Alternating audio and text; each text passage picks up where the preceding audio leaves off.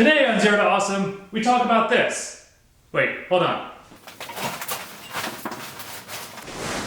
This! My Volkswagen Bug that still exists.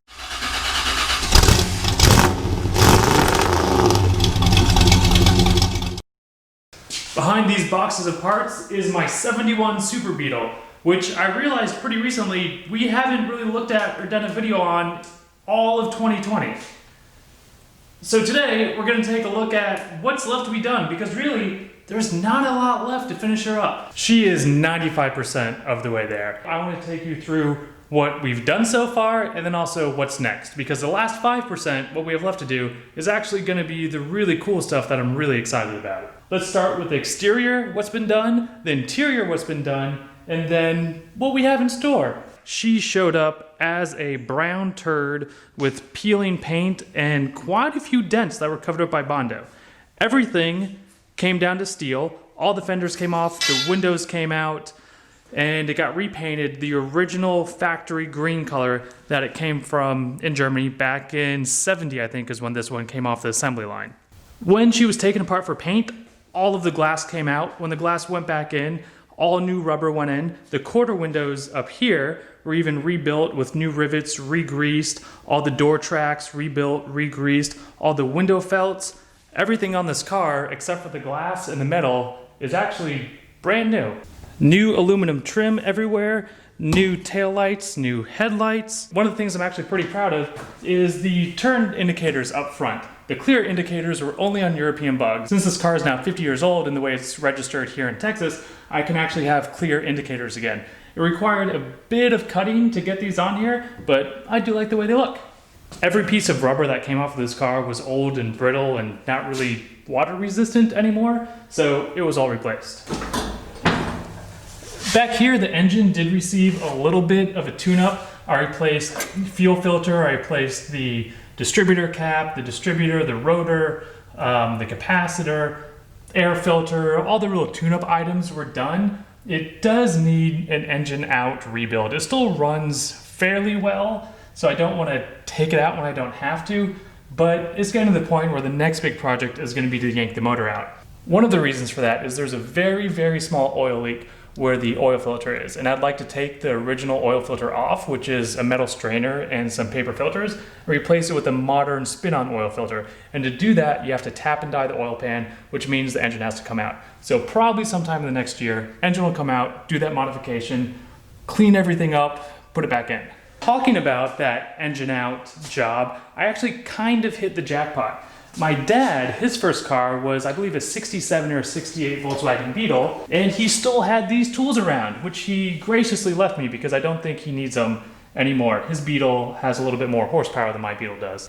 That's his Beetle. I'm babysitting it. But he has originally, from the 60s and 70s, all the tools I need to do the work on the engine. A lathe for the cylinders, a ring compressor for the piston heads. I think this is the valve adjustment doohickey. I should really find out what these parts do before I use them, but yeah, really lucky to have these because you can't buy them anymore. One thing about the exterior is the deck lid back here and the hood up front.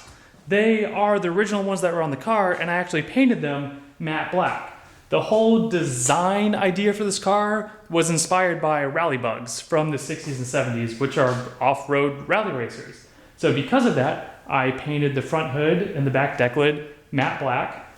I put some nice beefy mud train tires on it, and then we even re-indexed the rear torsion bar and beefed it up a little bit with new trailing arms so that it's slightly higher off the ground. I think overall we have about 6 inches of lift in the back and 2 inches of lift in the front. On the exterior of the car, all that's left to do is accessorize.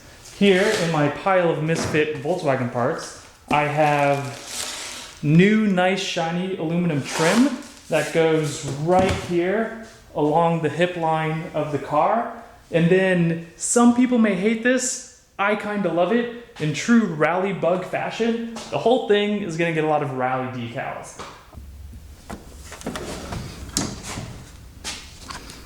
Does everyone not have a drawer full of stickers in their garage?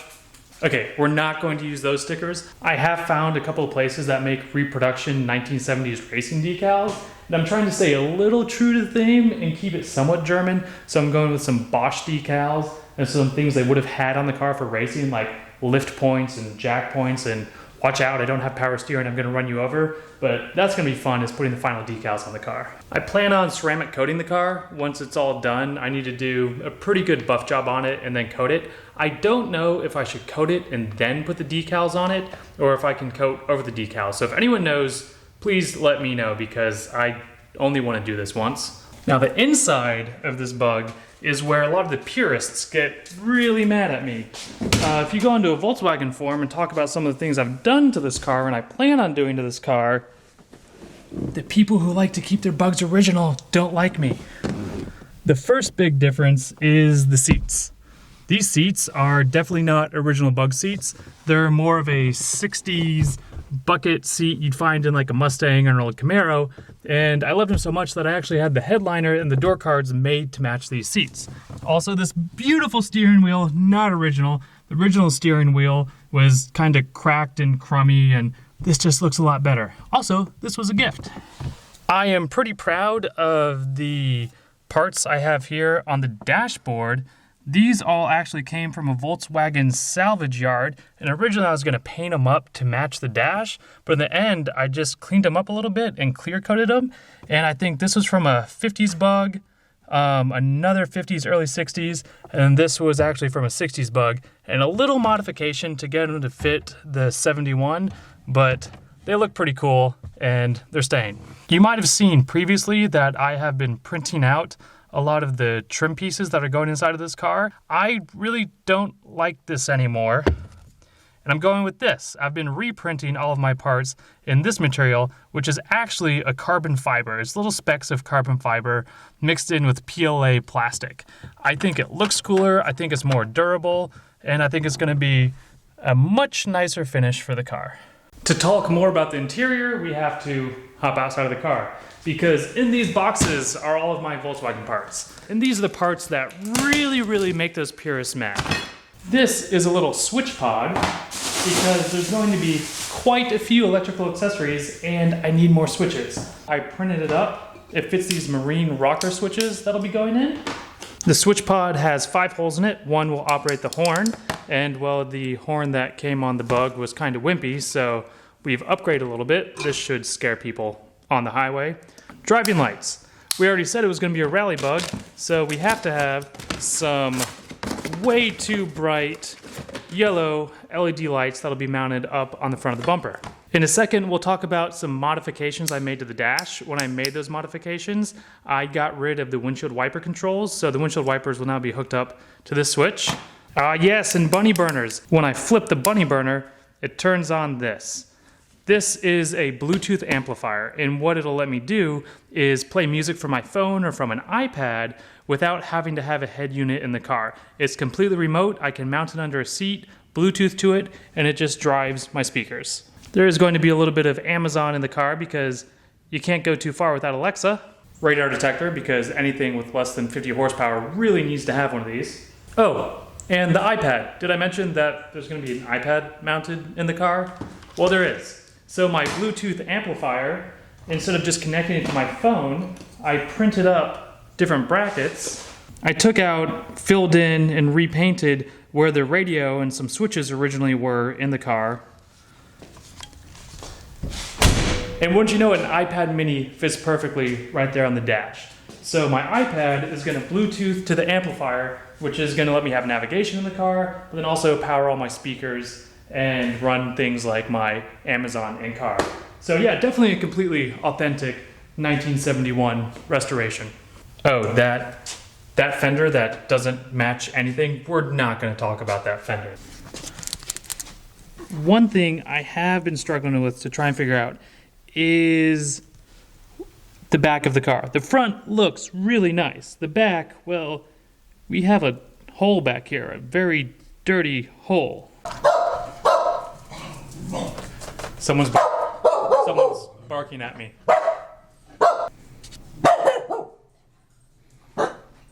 Please don't judge me for the state of the house. But this, in the living room for some reason, is actually the back seat that I had ordered for the Bug. And it's a little big. It's about 4 inches actually too wide for the back of the car. When it's installed, no human will actually be able to get their legs in between the back of the front seats and the leg well, I don't know, wherever your legs are supposed to go. I can make it fit side to side. It's a steel frame in here, and I can probably take some ratchet straps and compress that steel frame, bend it in a little bit, get it to fit in the car. But I'm also kind of thinking I might just do like a truck bed back there. It's never gonna be used. It'd be handy to throw the dogs back there. And when I go grocery shopping, I could actually, like, I don't know, buy toilet paper. I love the seat. I ordered it. I want to use it. I just don't know if it would fit and if there's a better use for that space. But I do probably need to get it out of the living room at some point. And here's the reality. You have not seen any updates on this Bug in at least a year. And most of these parts, they've been sitting in these boxes for at least a year.